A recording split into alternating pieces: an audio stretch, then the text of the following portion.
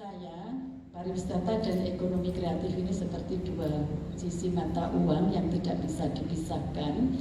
Karena pariwisata bagaimanapun orang kalau berkunjung ke salah satu destinasi wisata pasti mereka memerlukan oleh-oleh atau buah tangan, baik itu yang akan digunakan dirinya sendiri maupun yang akan diberikan kepada kerabat maupun teman-teman yang lain. Berangkat dari sana, memang Kementerian Pariwisata dan Ekonomi Kreatif ini dijadikan satu, ini lebih memudahkan untuk koordinasi daripada dipisah seperti tahun kemarin, karena bagaimanapun biasanya kalau dipisah masing-masing punya ekosektoral. Jadi kalau dijadikan satu ini antara ekonomi pariwisata dan ekonomi kreatif, sehingga programnya bisa seiring sejalan, dua-duanya mendapatkan perhatian yang seimbang dari negara melalui satu payung kelembagaan, yaitu Kementerian Pariwisata dan Ekonomi Kreatif. Bapak Ibu yang saya hormati, panjenengan yang kami undang di sini adalah tokoh-tokoh pegiat pariwisata dan tokoh-tokoh pegiat ekonomi kreatif. Jadi harapan kami dari semua materi yang disampaikan oleh narasumber, baik dari Bu Ida, Dr. Ida Ayu maupun dari Mas Ridwan, nanti harapan saya tidak hanya untuk panjenengan sendiri, tapi untuk disampaikan kepada komunitas atau teman-teman yang lain yang selama ini bergerak di sektor pariwisata dan ekonomi kreatif. Alhamdulillah, laporan terakhir beberapa hotel yang kurang lebih 1.500 hotel yang awalnya okupasinya hampir dikatakan nol ya Mas Dedi ya. Sekarang di Bali sudah mulai bergerak, sudah naik menjadi 30%. Ya mudah-mudahan nanti semakin berkembang. Kata teman-teman yang dari Bali, Bu Ida mungkin juga dapat informasi dari keluarga di sana. Bali yang biasanya begitu hiruk pikuk dengan kunjungan Wisman maupun Wisnus pada saat pandemi Covid mulai Maret mungkin sampai dengan Agustus kemarin, katanya seperti kuburan. Sepi. Saking sepinya, yang pertama. Yang kedua, sumber-sumber perekonomian juga sama dengan kuburan juga, karena tidak ada yang melakukan transaksi dan tidak ada yang berkegiatan di sana. Malah beberapa saat yang lalu kami juga berdiskusi dengan teman-teman pegiat pariwisata dan ekonomi kreatif, hampir sama, karena MAES juga ditunda pelaksanaannya, event juga ditunda pelaksanaannya, kegiatan-kegiatan atraksi juga ditunda pelaksanaannya. Saat ini kami sedang membahas membentuk panja pemulihan destinasi wisata yang insya Allah rekomendasinya akan segera kami serahkan kepada Mas Menteri untuk ditindaklanjuti. Beberapa hal yang harus diperhatikan oleh kementerian antara lain adanya buku panduan yang harus dibuat oleh kementerian dan diberikan kepada semua stakeholder yang bergerak di bidang ekonomi kreatif dan di bidang kepariwisataan, termasuk destinasi wisata yang superior itu. Saya penasaran Bu Ida, ada destinasi superior baru yang selama ini belum pernah dikunjungi oleh Komisi 10. Kalau Labuan Bajo kita sudah pernah ke sana, kemudian Danau Toba kita sudah pernah ke sana, Mandalika kita sudah pernah ke sana, Borobudur apalagi Mas Ridwan, sejak kecil rekreasi kita tamat SD naik truk ke Borobudur, perut jamar bis waktu itu. Kemudian ada bis, tamat SMP ke Borobudur lagi, tamat SMA Jogja plus Borobudur.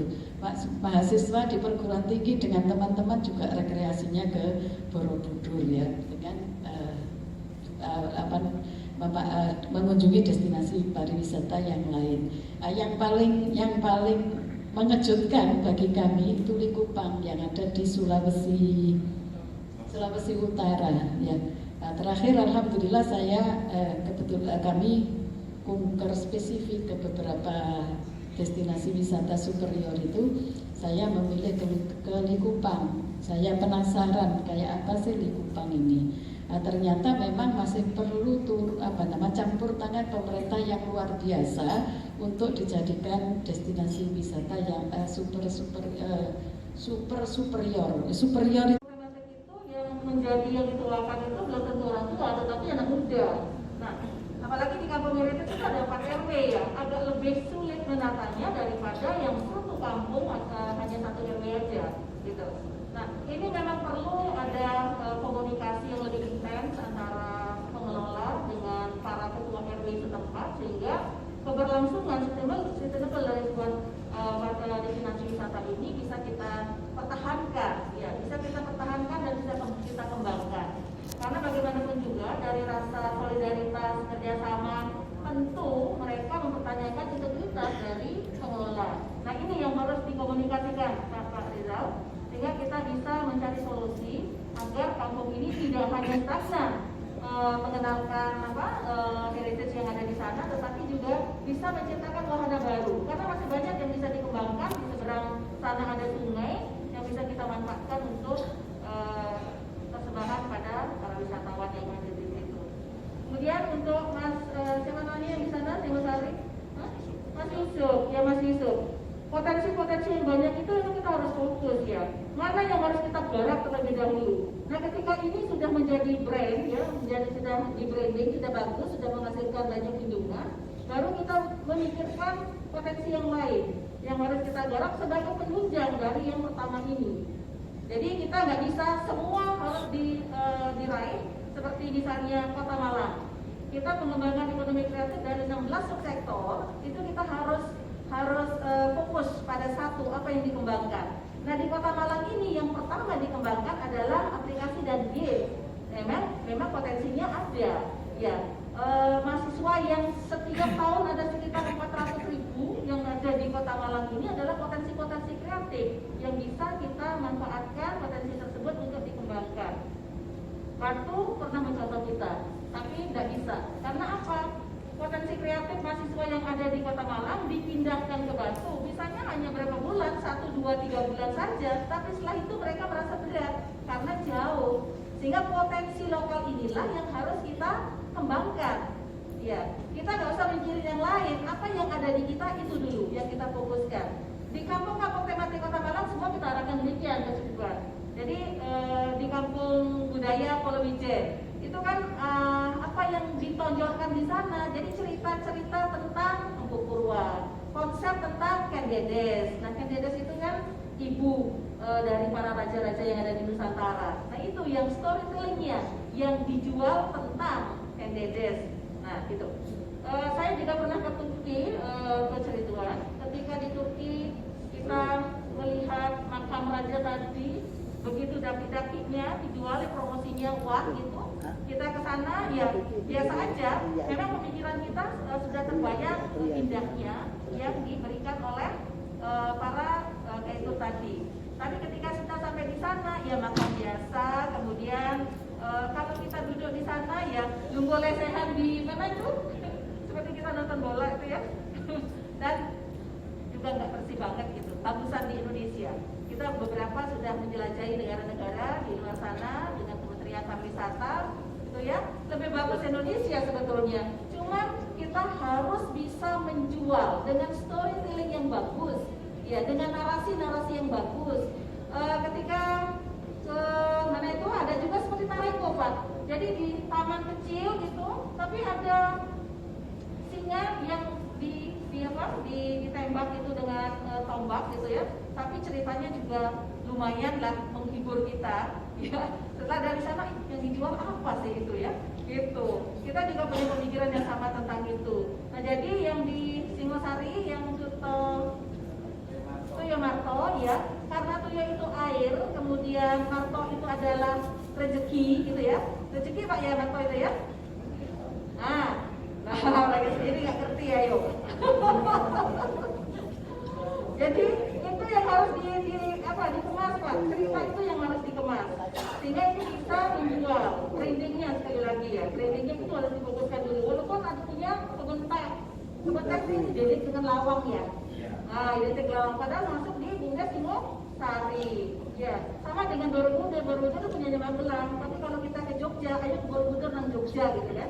Nah, gitu sama dengan itu. Kemudian untuk Mas adalah Deputi 5. Dan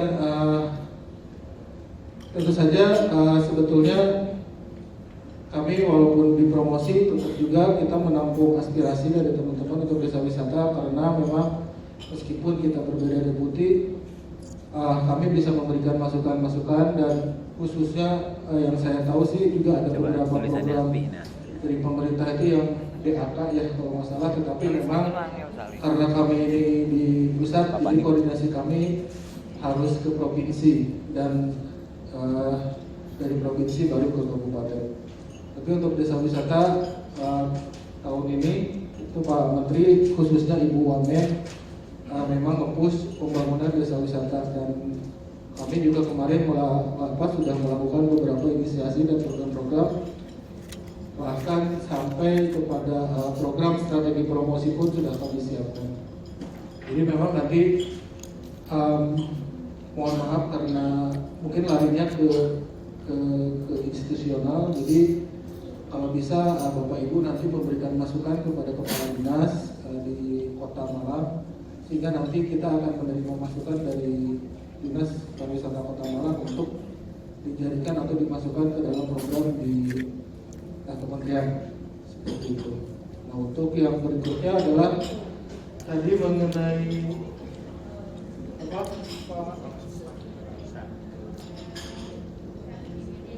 strategi media konten.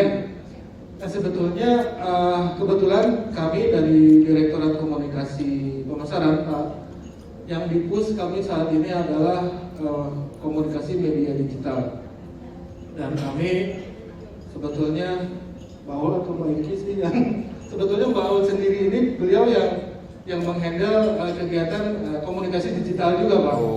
Dan kami memiliki sebuah tim internal yang memang jika Bapak dan Ibu pernah tahu Indonesia.travel, itu adalah pekerjaan utama kami sebetulnya, dan di dalam Indonesia.travel itu kita memiliki sebuah manajemen konten di mana Indonesia.travel juga terintegrasi dengan medsos lainnya di ND Travel, dan justru kami itu Pak sangat menerima sekali masukan dari Bapak Ibu jika Bapak Ibu telah memiliki konten atau video ataupun gambar videografis tentang desa wisata Bapak Ibu, itu bisa dijadikan konten kami Pak di website tersebut. Itu untuk instannya. Nah, tentu saja selain hal yang instan, kami sebagai yang memiliki tupoksi pengembangan komunikasi digital baik di website maupun di medsos, kami pun berkewajiban untuk memberikan feedback kepada Bapak Ibu di daerah untuk memberikan lebih bagaimana caranya berkomunikasi secara efektif dan optimal. Makanya ini salah satu punggawa kami konstituen ini yang kami bawa juga Pak. Karena memang 2 minggu kemarin kami melakukan fintech juga yang sama di Bengkulu, dihadiri oleh 25 desa wisata. Kami juga melakukan fintech pengambilan foto. Jadi hal yang sangat teknis, pengambilan foto dan pengelolaan medsos. Jadi di sana kita memberikan studi kasus, kemudian semacam best practice, gimana caranya kita menaikkan atau mengoptimalkan medsos yang kita miliki. Nah, sebetulnya kali ini kita di Malang ini memang justru kami membawa guru istilahnya yang ilmunya lebih besar lagi, karena konstituen ini kan sebetulnya kita ingin memberikan best practice yang sangat baik. Jadi tidak hanya bagaimana cara kita mengelola medsos, tapi bagaimana juga cara kita mengembangkan bisnis tadi, Pak. Memang salah satunya di sini lebih pada media digital. Seperti tadi, ya jujur saya juga baru tahu kalau ADC itu ada sebuah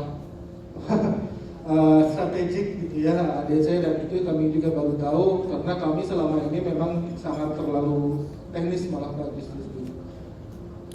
Dan itu tadi, itu salah satu kewajiban kita untuk memberikan pelatihan-pelatihan bagaimana caranya membuat konten yang baik.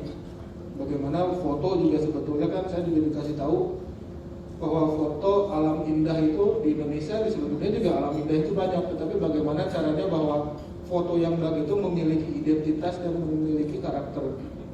Jadi kayak banyak foto-foto pantai di Bali itu itu indah ya, tapi karena nggak ada identitas Balinya ya bisa dibilang bagaimanapun karena sama. Tapi bagaimana mungkin foto-foto tersebut bisa diberikan identitas bahwa dengan foto ini kemudian ada ikon kecil yang kita masukkan ke dalam foto sehingga semua orang tahu bahwa ini adalah Malang.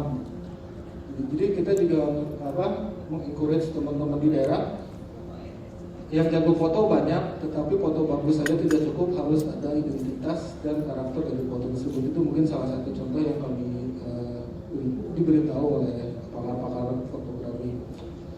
Nah, kemudian untuk tadi influencer, Pak, kebetulan juga kami di bawah Pak Awal itu ada program namanya Trip of Wonder. Jadi Trip of Wonder itu adalah kita membawa influencer-influencer baik kelas dunia maupun kelas nasional. Wah. Memang, tapi tadi betul juga kata Coach Ridwan. Jadi kita harus tahu dulu baru datang. Ya. Nah, maksudnya kami juga baru tahu desa wisata yang sangat berpotensi di Malang itu sekarang karena kebetulan kami sudah datang dulu gitu. Jadi memang mungkin kedepannya Pak Paul ya, karena kita sudah tahu dan kita sudah datang ke Malang, nah baru kita beli gitu, atau kita jual destinasi Malang ini melalui salah satu dengan program Trip of Wonder tadi. Karena ya, kita juga sekarang ada istilahnya tidak hanya makro influencer, ada juga nano influencer ya. Kita sekarang di tingkat internasional tuh nggak pakai artis besar lagi, tapi justru kita lagi nyasar influencer-influencer yang sangat vokal di lokal tersebut. Misalnya di Bandung ada tempat wisata, tapi bukan artis yang kita pakai, tapi misalnya Mang Dadang ini siapa? Ada yang tahu, tetapi setelah ditelusuri Mang Dadang ini siapa, ternyata Mang Dadang ini inisiator tadi, gitu. Karena kan kadang-kadang inisiator tuh malah nggak kelihatan kan, gitu Coach. Nah itu kesempatan kita naikkan, yang tadinya nggak terkenal, Mang Dadang ini tiba-tiba karena kita mencoba menaikkan sebuah destinasi melalui cerita-cerita orang lokal, itu lumayan juga dibelilah istilahnya sama netizen. Pak Haul ya? Ya? Pak Haul ya? Ya. Gitu. Mintanya ke Mbak Aul ya? Nah, itu tadi mungkin ya tadi seperti kata Coach Iwan, sekarang kan Mbak Aulnya dan kami udah tahu dan udah datang ke Malang. Nah, ya. Siapa tahu program tahun depan ataupun berikutnya Mbak Aul ya bulan depan lah. Bisa masukkan Kota Malang ke dalam program kita. Mungkin itu. Siap. Pak Aul ditunggu Pak Aul. Sebagai sharing informasi aja. Terima kasih Pak Aul.